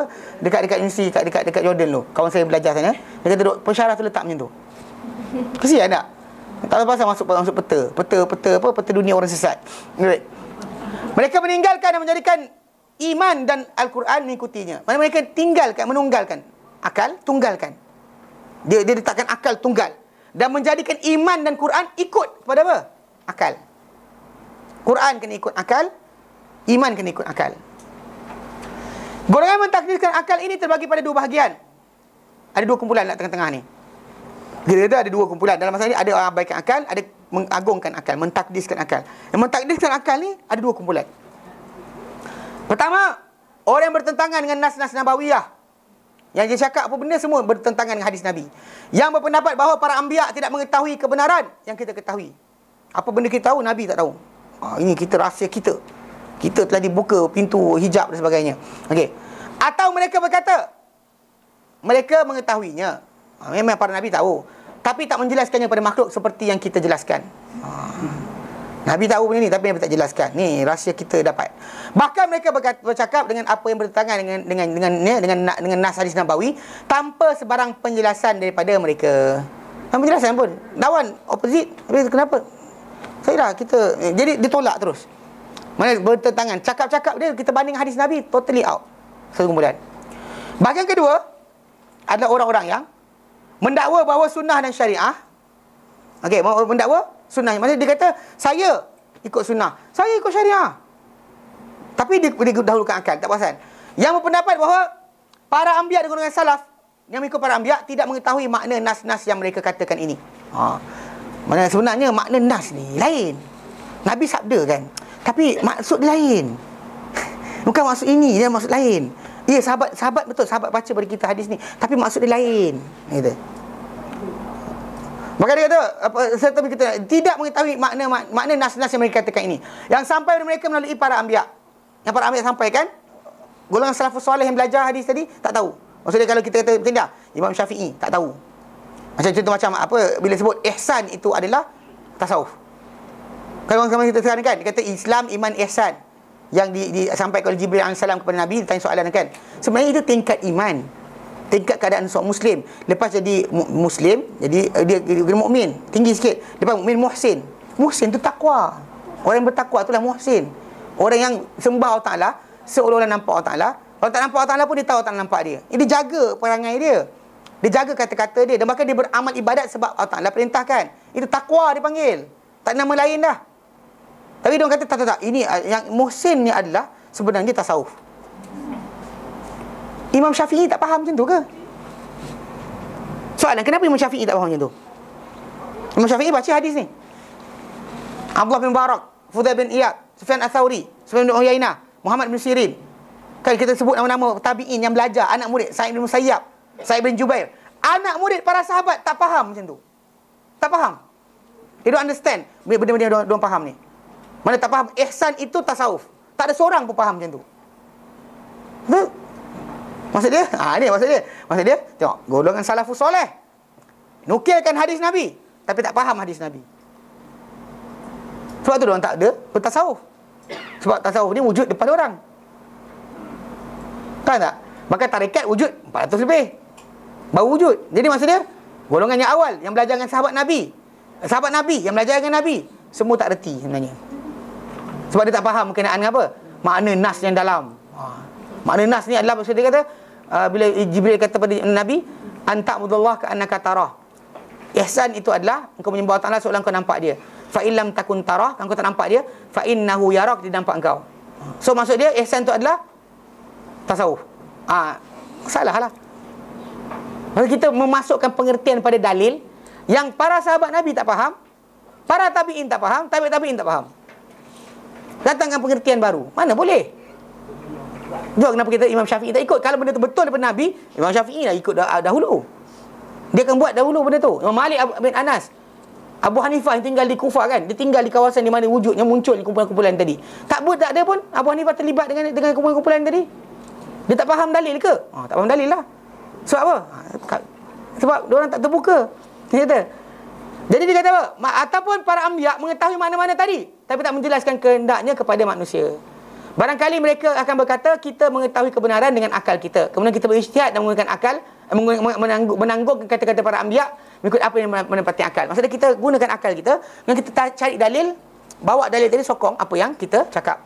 Ini kadang-kadang bila orang belajar macam kitab Hikam Ibn Athaillah kan. Kadang kita tengok masjid-masjid kita masih lagi mengajarkan kitab ni. Dia pasal cerita dia, kononnya dulu wali-wali di Malaysia ni macam apa dikatakan Tok Kenali lah, Tok Kupaloh lah sebagainya, dikatakan masa orang tak hidup dengan dia zaman dia, dikatakan dia mengajar kitab tu apa, Hikam Ibn Athaillah tu. Hikam tu kata-kata hikmah Ibn Athaillah As-Sakandari kan. Dia kata kononnya dia orang yang ahli apa, wali. Kitab tu mengandungi kata-kata hikmah. Maksudnya kalau orang sekian kena sekian, orang sibuk kaji kata-kata tadi, lupakan hadis Nabi. Nabi punya panduan lagi baik. Kalau rasa nak baca kan berkenaan dengan adab-adab kan, baca Adabul Mufrad. Baca kitab-kitab hadis Nabi, ada para ulama kumpulkan berkenaan dengan apa? Berkenaan hadis-hadis. Macam kata Imam Al-Maqdisi kan, Abdul Ghani Al-Maqdisi dia kadang kitab Riqatun Riqatun wa Buka, kelembutan hati juga dan tangisan. Buku tu dikumpulkan berkenaan dengan tajuk ni, lembutkan hati manusia ni, start dari kisah Adam, Noh, dikumpulkan dalil-dalil satu persatu dia letak. Tak nak belajar buku ni, sibuk benda betul. Dan lagi teruk bahaya adalah apa? Bila letak atas tu kata-kata hikmah Ibn Athaillah, bawah tu qala Allah qala Rasulullah. Itu masalah. Ini yang berlaku sekarang ni. Diajarkan kitab tersebut, bawah dia qala Allah, bawah dia qala Rasulullah. Mana boleh macam tu? Kalau qala Rasulullah, kita tak bawa kata-kata dia untuk terangkan. Ni maksud dia mungkin ini dipahami daripada kitab Allah dan Rasulnya. Ya, bukannya kitab Allah dan Rasulnya tengok menyokong kata-kata imam kita. Mana boleh macam tu? Ini salah ya. Kerana ini golongan ini menyangka bahawa akal kadang-kala akan menyalahi nakal. Kadang-kadang akal boleh menyanggah nakal. Nakal tu maksudnya nukilan. Kerana ini mereka menerkam ke atas nas-nas seperti terkaman orang yang memerangi. Nampak dalil dia. Kan macam bila kata qala Rasulullah SAW, Wahabi ni. Mereka menolak hadis-hadis yang berlaku, tidak menepati kehendak mereka dan ideologi mereka. Mereka menyangka bahawa menyalahi logik, seperti orang yang mengingkari azab kubur. Ada. Macam apa kumpulan Hizbut Tahrir kan, dia punya pengasas dia tak percaya azab kubur. Anak murid dia pun sebarkan tak percaya azab kubur. Mereka hidup dengan benda tu je. Menolak hadis-hadis dia sebab tak logik dengan akal. Pasal kalau ikutkan, kita hanya hukum di hari akhirat. Yang kita hukum kat dunia, alam barzah kena hukum dah. Tak adil lah macam tu. Lepas tu kalau orang tu mati lama, yang ni baru mati tadi, lepas tu besok kiamat, yang ni baru sehari je kena hukum dalam kubur, yang tu 50 tahun, 500 tahun. Kesian tu. Dia pakai akal. Last sekali apa? Azab kubur tak ada. Azab kubur tak ada. Mudah je.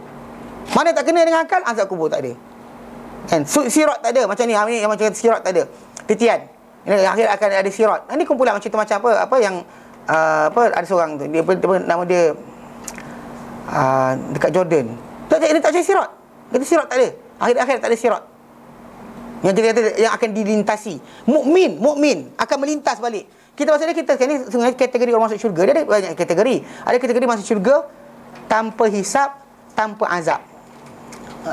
Satu kumpulan. Yang mula-mula lepas Nabi SAW minta syafaat, mereka kena masukkan syurga dahulu.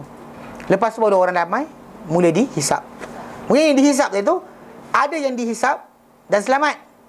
Ada yang dihisap akan dimaafkan, diampunkan. Ada yang dihisap, diazab. Mungkin yang diazab dia betul, yang diazab tadi ada yang kekal, ada yang akan diringankan, ada akan dikeluarkan selepas terbakar dosa-dosa dia. Ada yang dikeluarkan tanpa sebab kebaikan. Semua itu kadar syurga, ahli syurga bukan sama level. Jadi kadang-kadang dia tak terima macam dah tak masuk dalam golongan yang pertama, yang syurga tak. Tapi yang baik ni kena lintas lagi. Kenapa kena lintas juga? Dia tak puas hati. Kenapa kena lintas juga? Kan dia lepas dah timbangan elok dah. Lepas timbangan, asal kena lintas lagi? Kenapa tak terus masuk je? Dah lepas kan? Baik dia banyak, dapat minum daripada haud, daripada telaga Nabi. So kenapa nak kena lintas balik sirat? Dia tolak. Pasal pakai akal. Mana nas ditolak kerana akal kata tak logik. Dia kata apa? Timbangan, mizan macam mana pula? Dan kita buat dosa pahala ni kan mana ada buat fizikal? Mana ada barang fizikal? Kat sana jadi macam mana? Jadi macam apa? Liquid ke? Dia bentuk apa nanti amal kita? Liquid ke? Cair ke? Pepejal ke? gas. Mana tu?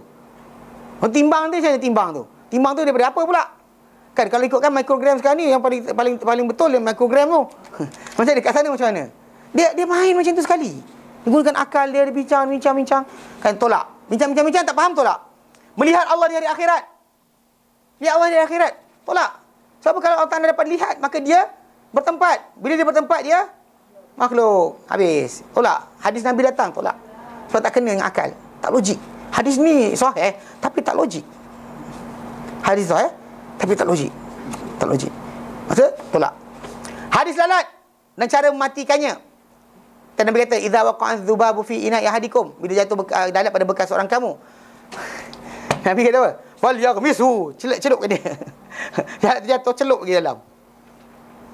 Satu riwayat kata celup 3 kali. Sumal yatrahu, kemudian buang. Betul boleh minum. Jatuh, bukan kita buang terus. Benamkan lagi. Ikut akal kau dah kotor, lagi kotor lah. Masalah ni nas. Kepatuhan kita pada Nabi SAW bukan berkaitan tajuk logik. Macam Ali bin Abi Talib kata, kalaulah agama pakai akal, nescaya menyapu khuf, tapak dia lebih betul daripada sapu atas. Sedang kita belajar, yang diajar oleh Nabi SAW, sapu khuf ni tadi dekat atas saja. Kan kita dah basuh-basuh kawasan lain, sapu kepala sampai kaki, kan air tu kita basuh tangan, itu sapu dekat atas khuf. Bawah tak lap pun. Pasal tak ada masalah logik. Ini masalah kepatuhan. Saya ingat zaman Syekh Sya'rawi, tajuk hadis lalat ni dibincangkan. Diorang buat uji kaji terus. Tunjukkan berkenaan tajuk ni. Diam semua orang-orang yang belajar sains, yang perubatan kata tak hygiene kan. Tengok rupanya memang lalat ni dia ada apa? Dia ada kita panggil apa? Kedudukan yang kata Nabi kata satu sayap dia ada racun, satu sayap penawar. Dia sebenarnya macam ni. Kalau ilmu ni dikaji dalam masalah patogen. Tahu patogen? Tak tahu. Apa dia tahu patogen? Virus, bakteria dan sebagainya. Okey. Dalam alam serangga, alam haiwan binatang-binatang ni macam mana kita terdedah dengan benda tu, kita akan sakit. Sepatutnya lah. Tapi makhluk-makhluk ni, nyamuknya, lalatnya, kan binatang-binatang yang kotor kan, dia makan benda tu dan dia happy. Tak sakit pula perut dia. Kenapa? Sebab tak jadikan pada badan, contoh macam lalat kan, dia hinggapkan najis. Sepatutnya dia makan-makan kena taun lah. Kenapa? Mati kena taun. Dia tak mati kena taun pula. Dia happy lah tu. Banyaknya rezeki kita hari ni. Kan? Maksud dia, kalau ikutkan logik, dia patut sakit. Kenapa tak sakit? So, kajian dibuat tajuk ni. Pasal pada diri lalat tadi, dia ada dua-dua. Dia ada, bila dia makan benda-benda yang kotor tadi tu, dalam badan dia ada antibody yang lain yang boleh melawan benda berkenaan. So, dia ada imbangan dua. Kotor pada dia ada, yang mempertahankan daripada rosak pun ada. Macam ular lah bawa bisa. Mana di mana ular tu mati tergigit diri sendiri? Kenapa ular tu mati? Tergigit bisa sendiri. Pernah dengar? Ular mati bisa sendiri tergigit. Mana ada? Sebab tak jadi? Sebab tak boleh. Pasal pada dia ada racun, pada dia ada penawar. Tu kena faham. Sebab itu kita kata, tentang cerita tak penawar buat macam ni. Tahu penawar ular tu dia buat macam mana? Nanti dia kali cerita. Dia bubuh ni. Yelah dia keluarkan racun tu. Tu apa? Yelah dia gigit lah. Dia gigit, dia bagi ular tu gigit. Okey. Lepas tu dia buat apa? Bukanlah. Saya tak ceritakan berkenaan macam mana penawar tu dibuat. Penawar ular ni dibuat dengan cara kena cerita. Bukan. Kalau akak kena patuk ular akak kat Malaysia, pergi ke India, orang cucuk akak dengan dia doktor akan tanya, ular apa yang patuk tadi? Pasal setiap ular tadi ada racun berbeza. Okey. Penawar ular tadi dapat daripada racun dia juga. Okey, macam mana dia dapatkan penawar tadi? Siapa tahu? Bukan. Ni cerita bomoh dapat sangat ni. Dengar. Diorang ambil bisa ular tu, inject dekat kuda. Pasal kuda jantung dia kuat. Dia tak boleh nak mati dengan mengejut. So jadi bila dengarlah ni masalah dia, orang bagi tahu dia kesian lah. Kan? Lepas tu daripada inject, dia ambil darah kuda tadi, dia saring. Daripada darah kuda tadi akan ada antibody yang menentang benda tu. So itu yang dia ambil jadikan penawar untuk siapa yang patut. Cuma beza dia ular apa? Dia tanya, ular apa? Pasal setiap ular tu lain. Ada yang serang saraf, ada yang serang sel, ada yang serang otot dan sebagainya. Tak sama. Ada yang serang serang jantung. So setiap bisa ular tu berlainan. Tu patut balik. Jadi patut balik. Ular kan dia ada bisa, tapi dia tak pernah mati kena ada bisa dia sendiri. Sebab apa? Sebab pada dia ada Penawar. Macam juga lalat tadi, dia bawa kotoran tapi dia tak sakit dengan kotoran yang dia bawa. Sebab dia penawar. Dan mekanisme pertama, bila dia jatuh saja, terlepas, benda mula-mula terlepas adalah kotoran. Bila anda celupkan dia, baru keluar penawar.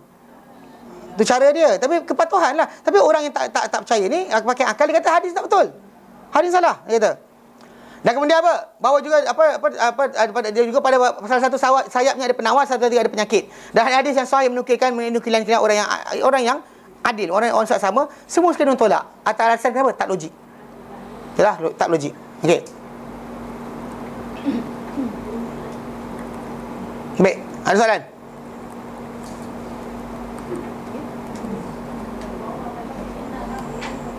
Habis kan Okey, sikit lagi.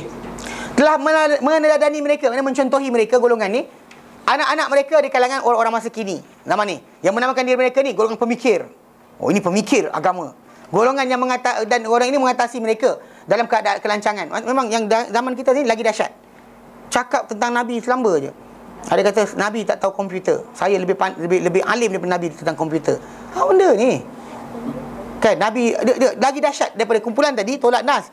Tapi tak rendahkan Nabi. Kumpulan ini lagi dahsyat terhadap nas-nas dan berpaling dan menolak. Sebagaimana mereka dahulu terpersona dengan pemikiran Yunani dan terus mencontohi pemikiran tersebut. Sungguhnya golongan ini terpersona dengan pemikiran Barat. Kalau orang dulu falsafah dulu terpersona dengan Aristotle, kan, Plato, Socrates, Galen dan sebagainya. Diorang sibuk dengan pemikiran yang bijak. Orang zaman kita terpersona dengan pemikiran Barat, menjadi lemah di hadapannya dan juga terus menjelir kepada jejak menjilat. Mana Barat ajak pergi, bogilkan anak anda, nanti bawa maju, bogilkan. Serius kan? Itu dibuat. Bebaskan wanita, jangan bagi pakai tudung dah, kerana ini menyekat akal. Pada bersepah ada angkasawan dan sebagainya, perempuan-perempuan di tanah Arab dan sebagainya. Bijak Bistari tak ada pun masalah, tudung tu tak menyekatkan belajar pun. Tak ada masalah. Macam pakai tudung je tak pandai. Anak awak dah buat apa? 2A je. Pakai tudung patutlah tak pandai. Anak I tengok dapat 10A, tak pakai tudung tu. Itu sebab ilmu tu masuk gitu. Bangang gila kan. Di Jepun ada universiti khas wanita, diasingkan lelaki perempuan. Di Korea ada. Di Amerika pun ada. Amerika tak ada. Ni ada universiti khas untuk wanita. Kita macam jangan asingkan lelaki wanita, nanti dia tak berkembang. Kembang apa? Kembang perut. Apalah kan. Ini kata tertipu. Pasal apa? Kononnya itulah kemajuan, itulah sekian. Dia dapat buat komputer tu sebab dia campur lelaki perempuan lah tu. Itu ya. Dia dapat buat kereta tu sebab dia boleh minum arak. Tu dia buat kereta tu. Itu ke cara penilaian kita. Sama dengan tinggalkan hadis Nabi, bersepah-sepah selamba je. Okey. Kesimpulan, kepercayaan ahli sunnah dalam bab ini adalah segala keadaan yang terhasil dengan tanpa akal adalah kekurangan. Dan pada semua kata-kata yang bertentangan dengan akal adalah kebatilan. Maksudnya dia kata itu kan. Dia kata kesimpulan kepercayaan ahli sunnah debat ni, segala yang keadaan yang terhasil dengan tanpa akal adalah kekurangan. Semua kata-kata yang bertentangan dengan akal adalah kebatilan. Para rasul datang perkara yang lemah akal untuk mengetahuinya. Mana para rasul datang bawa benda yang akal tak boleh nak faham pun sebenarnya. Dan tidak perlu datang dengan perkara yang akal tak tahu, tak mustahil. Maksudnya bila rasul bawa benda, dalil yang Rasul bawa tadi, benda yang akal kita takkan sampai. Takkan sampai. Nak mencecah lepas mati apa jadi? Fikiran ramai, apa jadi pada kita bila mati? Fikir. Sampai kiamat tak jumpa jawapan. Kemudian bila Nabi ceritakan apa Nabi ceritakan, akal tahu perkara-perkara yang akal tahu tidak datang pula dengan perkara yang akal tahu mustahil jadi. Tak ada, akal pun tak ada situ. Nabi datang bawakan dengan benda yang memang akal tak tahu, kemudian tak ada pula mustahil. Tidak mustahil. Pasal apa? Benda tu Allah Ta'ala jadikan. Tunggu matilah. Memang kita ada dua substance. Kita ada badan, kita ada roh. Tunggu roh kita keluar, kita tahulah apa jadi. Dan apa selepas kematian adalah bukan benda sekarang. Tak mustahil benda tersebut. Allah Ta'ala boleh jadikan apa dia nak. Dan kita kata dengan sebab itu bila dikata kita akan lihat di hari akhirat, kita akan lihat di akhirat. Macam mana? Tunggu sana. Dan bila Allah Ta'ala nakkan benda tersebut, dia akan jadi. Begitu juga dalil-dalil akal yang jelas akan menepati apa yang dibawa oleh para rasul. Dan logik yang jelas tidak akan bertentangan dengan nukilan sahih. Logik yang betul tak akan bertentangan dengan nukilan sahih. Pasal bila kita kata kita kena patuh betul pada nas, sebab benda ni adalah ghaibi. Ghaib. Maka kita pusing mana pun takkan boleh. Contoh macam saya kata dalam poket saya ada RM5. Saya tuan punya badan, poket saya kata RM5. Tuan Haji kata, tak, saya rasa 30 sen. Akak bincang, tak, rasa 50. Akak kata, tak, rasa mungkin 1000. Yang bincang buat apa? Saya cakap poket saya RM5. Beli apa? Yang RM1,000 kata cakap apa? Yang ni kata, tapi ikutkan daripada gaya kening dia rasanya hari ni 50 sen. Gaya kening. Tak, saya rasa pasal nampak macam dia marah-marah tu, maksud dia tak cukup lagi tu, kosong je, kita ada duit langsung. Faham tak? Itu argument akal yang tak boleh masuk sebenarnya pada benda yang tak tahu. Pasal Allah Ta'ala cakap tentang diri dia apa, kita patut submit lah. Tak lah. Okay. Dan dia kata apa? Pertentangan hanya berlaku dalam apa yang masuk dalam pendengaran, bukan darinya. Dia apa yang datang daripada yang kita masuk pendengaran tadi, kerana pendengaran memang masuk. Okay. Bukan daripada sumber tadi. Dan apa masuk pada akal bukan daripada itu sendiri. Pertentangan tu datang daripada apa? Akal kita fikir macam mana? Ustaz ni dengar salah ke? Tapi sumber tadi, nas yang datang, akal yang sahih, takkan bertentangan. Tapi yang ini salah dengar, yang ini salah faham, ya, akan timbullah pertentangan. Jika tidak, takkan ada pertentangan. So tak timbul kita kata mengagungkan akal, melebihkan akal ke atas nas. So nas datang untuk ajar kita benda over daripada akal kita punya limit. Itu je. Benda yang kita tahu mana baik, mana buruk dan sebagainya, hanya akal kita boleh apa? Boleh dapat belajar daripada nas. Bukan jadi sumber utama untuk membetulkan mana baik, mana buruk. Jelas? Okay, baik, kita berhenti kat sini. Alhamdulillah. Dan dah habis sebenarnya. Yang kita penutup, dan kemudian nak kena fikir nak baca apa pula buku. Tak ada, buku satu je. Buku dua pasal apa? 2 bahagian. Itu pengakhiran. Mana habislah buku ni. Mana bahagian pertama habis, bahagian kedua. Jadi nanti kita bincangkan apa penutup, lepas tu kita fikir nak ngaji kitab apa. Ada cadangan untuk belajar kitab hadis-hadis maudhu'. Ada cadangan sekian, nanti kita tengok macam mana. Istikharah dulu. Apa benda? Untuk pemujahan agama ni, masih berterusan. Untuk apa? Untuk ajar balik? Hadis. Nanti saya cari ini. Saya tengok. Saya dah kontak sebenarnya pengarang buku ni. Saya tanya dengan dia, lepas buku ni nak ngajar apa? Dia tak jawab sampai sekarang. Tak tahu pasal dia takut saya spy ke, wallahu alam. Sebab dia hari tu datang Malaysia atas jemputan ISMA apa tak. Ada orang buat satu program kan. Kita tak tahu dia buat apa. Tapi kita dia, bila saya message dia dalam YouTube, dalam Facebook, saya tanya soalan pada dia kata nak jumpa sangat. Dia kata nanti dia datang balik. Tapi lepas datang balik, tak tanya. Mungkin budak-budak sana kata jangan jumpa Adli ke, kata ustaz ni jahat, Wahabi, wallahu alam. Kan? Allah alam, tak tahu kan. Mungkin ada benda jadi. Tapi kita kata ke pertengahan tu. Mungkin tak Facebook dia hilang ke, buku info dia hilang ke, wallahu alam. Tapi saya try nak hubungi dia supaya dapat second step lepas ni. Baik. Kita berhenti sini. Wallahu alam. Sallallahu alaihi wasallam Muhammad. Alhamdulillahirabbil alamin. Subhanallah anta astaghfiruka wa atubu ilaik. Assalamualaikum warahmatullahi wabarakatuh.